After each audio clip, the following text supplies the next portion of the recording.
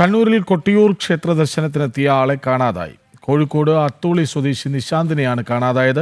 മറ്റൊരു സംഭവത്തിൽ തീർത്ഥാടനത്തിന് എത്തിയ കാഞ്ഞങ്ങാട് സ്വദേശി അഭിജിത്തിനെയും കാണാതായി. ബാവലിപ്പുഴയിൽ കുളിക്കാനിറങ്ങിയപ്പോൾ ഒഴുക്കിൽപ്പെട്ടോ എന്നാണ് സംശയം. വിവരങ്ങളുമായി മിഥുൻ പിള്ള ഒപ്പം ചേരുന്നു. മിഥുൻ, കനത്ത മഴയാണല്ലോ അവിടെ, അപ്പോൾ സ്വാഭാവികമായും കുളിക്കാനിറങ്ങുന്നതൊക്കെ വലിയ അപകടം വിളിച്ചു വരുത്തും.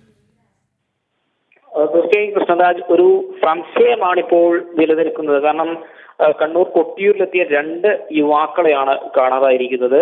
ഒന്ന് കാസർഗോഡ് കാഞ്ഞങ്ങാട് സ്വദേശി അഭിജിത്താണ്, മറ്റൊന്ന് കോഴിക്കോട് അത്തോളി സ്വദേശിയായ നിശാന്താണ്. ഇന്നലെ രാവിലെ മുതലാണ് ഈ രണ്ടു പേരെയും കാണാതായിരിക്കുന്നത് എന്നാണ് നമുക്ക് ലഭിക്കുന്നത്. ഈ സംഭവവുമായി ബന്ധപ്പെട്ട് ഇപ്പോൾ കേളകം പോലീസ് കേസെടുത്ത് അന്വേഷണം ആരംഭിച്ചിട്ടുണ്ട്.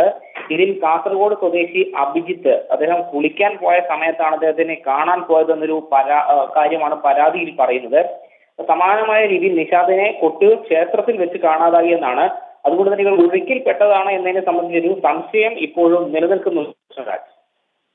ശരി, വിവരങ്ങൾ നൽകുകയായിരുന്നു മിഥുൻ പിള്ള.